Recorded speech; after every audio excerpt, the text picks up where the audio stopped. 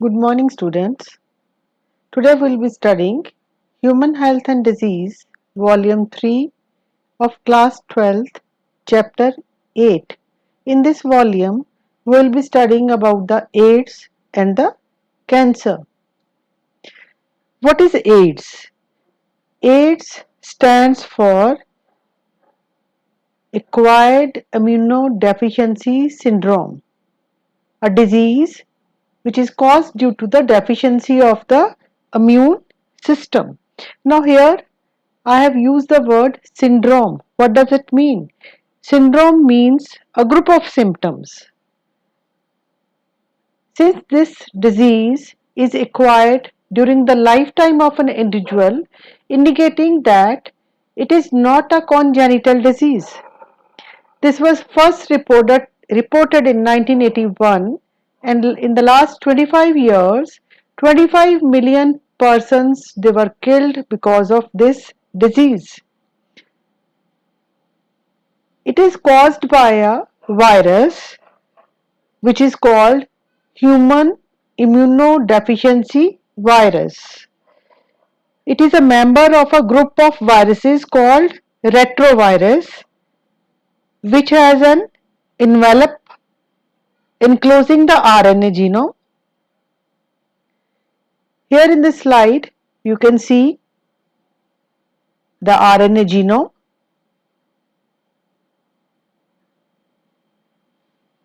Transmission of the HIV infection, it occurs by the sexual contact with the infected person, by transfusion of contaminated blood and blood products, by sharing infected needles, as in case of intravenous drug abusers, and from the infected mother to her child through placenta. It is very important to note that HIV or AIDS, it is not spread by mere touch or physical contact, and it spreads only through the body fluids. So this thing you should keep in mind. Now, who are the persons who are at risk of getting the disease? Those persons who have multiple sexual partners, drug addicts who are taking the drugs intravenously, the persons who require repeated blood transfusion, and the children who are born to an infected woman. The symptoms of the disease, they include fever, diarrhea, weight loss, and decrease in the number of the helper T lymphocytes.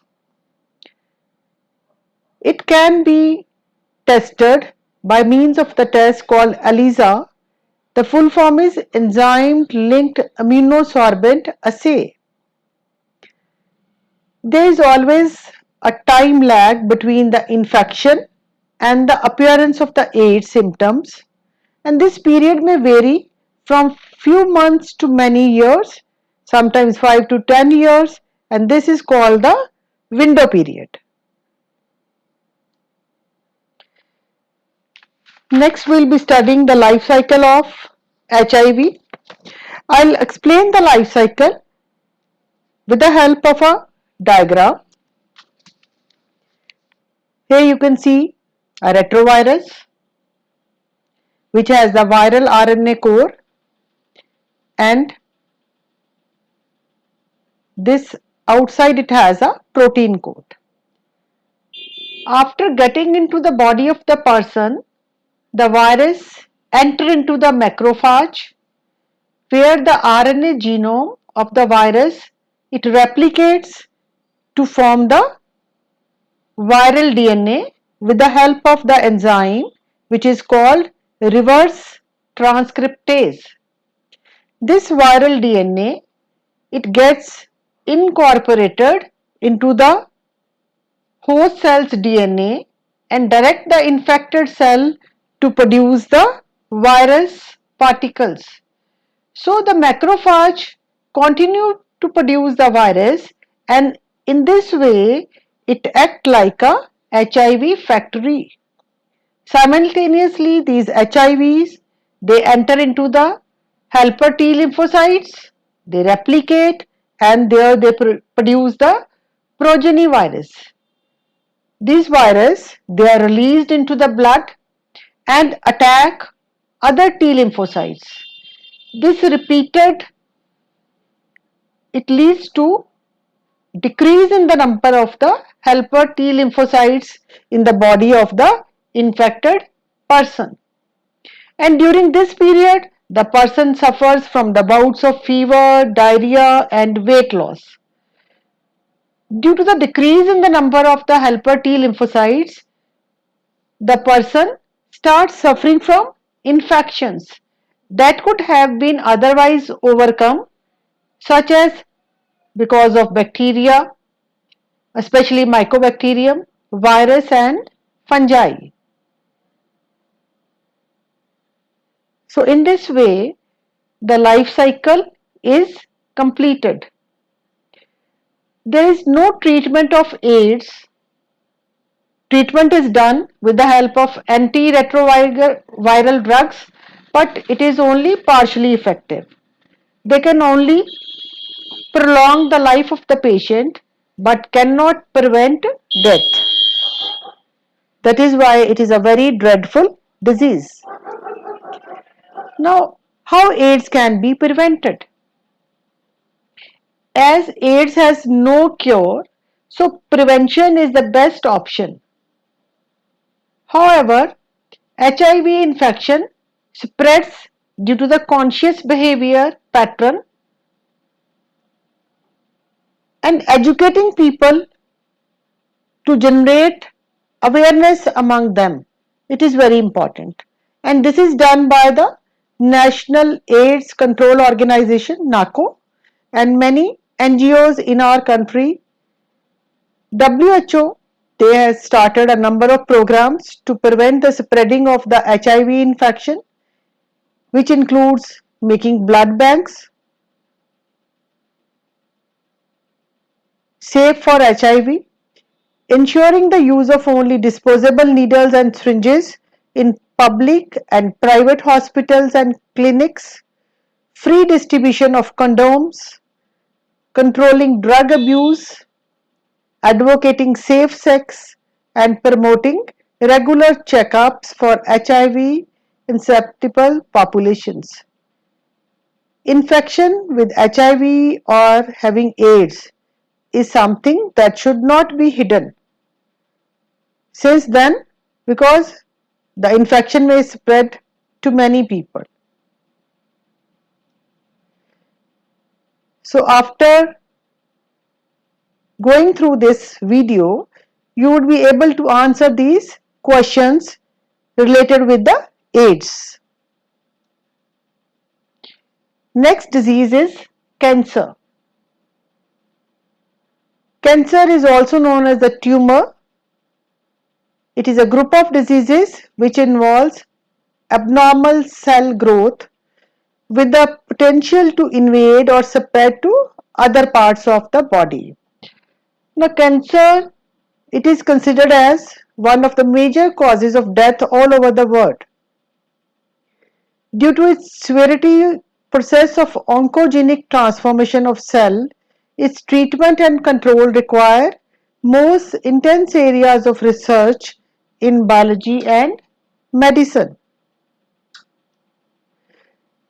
This slide shows the most common cancers worldwide in women. It is the breast, lung, stomach, cervical, and colorectal. And in men, in addition to these, it is esophagus, liver, and prostate. Cancer that caused most deaths in 2007, it is the lung, stomach, colon, liver, and the breast cancer. Now, what are the causes of cancer?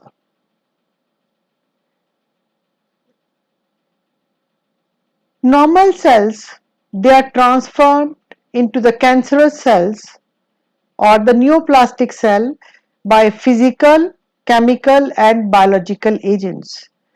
These agents which cause cancer, they are known as the carcinogens. Now physical agents, they could be ionizing radiations like the X-rays, gamma rays, and non-ionizing radiations like the UV rays. Chemical agents like the tobacco smoke.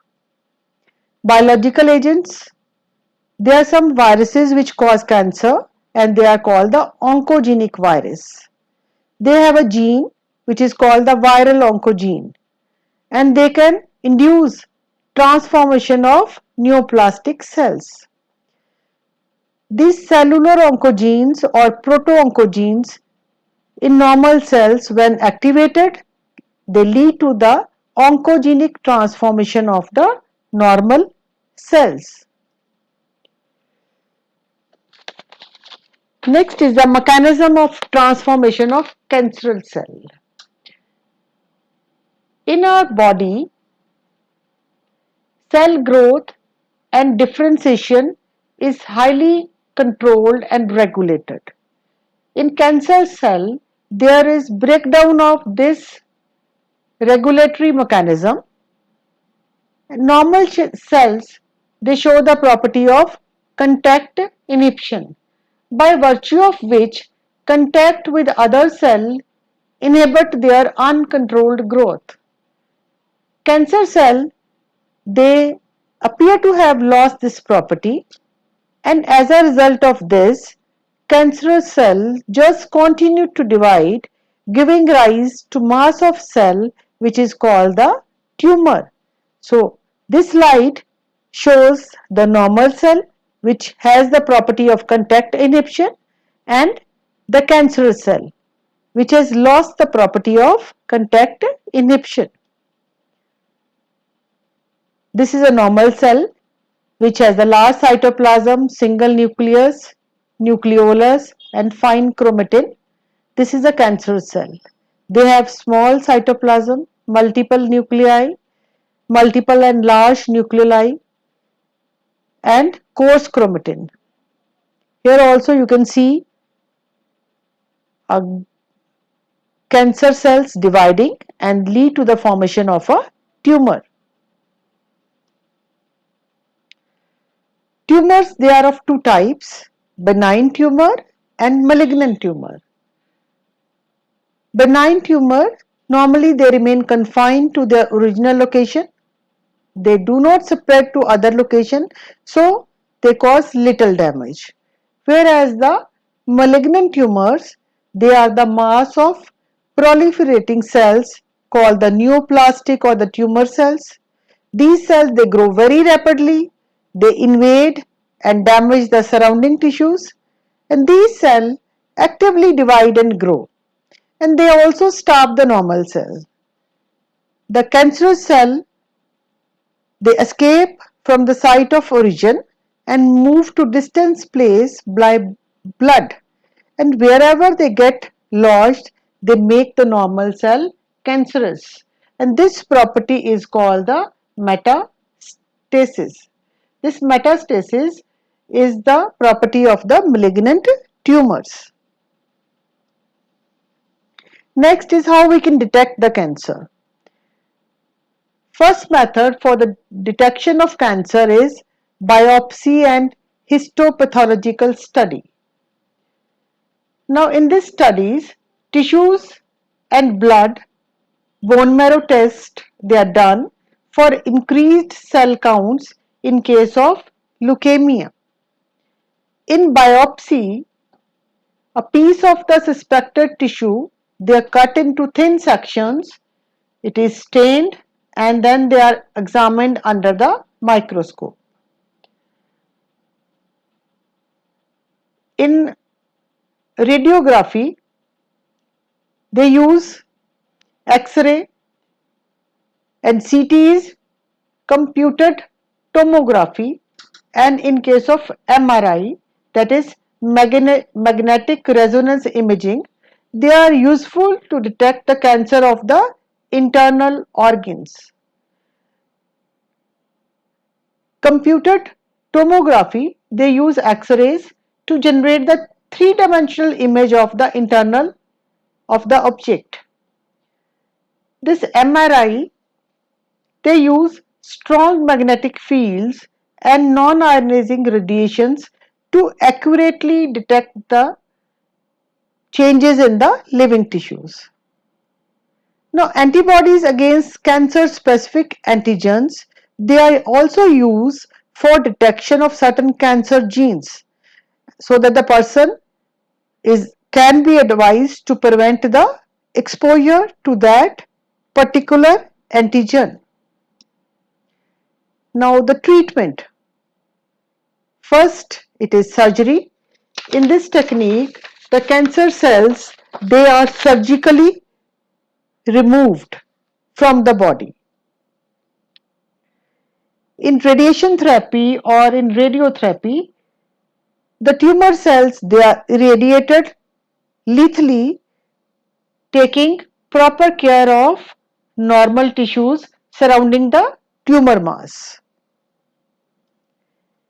In case of chemotherapy, it is used to kill the cancer cell specific for the particular tumor. And majority of the drugs which are used for this, they have the side effects like the hair loss and the anemia. Next technique is the immunotherapy.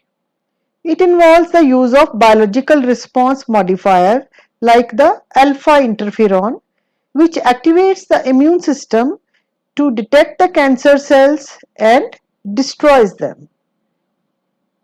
This is all about the cancer. Now, assignments. A woman was tested positive for AIDS. Name the pathogen that infected her and how does this pathogen weaken her immune system? How is cancerous cell different from a normal cell? Differentiate between benign tumor and malignant tumor. What are the different methods of cancer detection? Describe the common approaches for the treatment of cancer. Thank you and happy learning.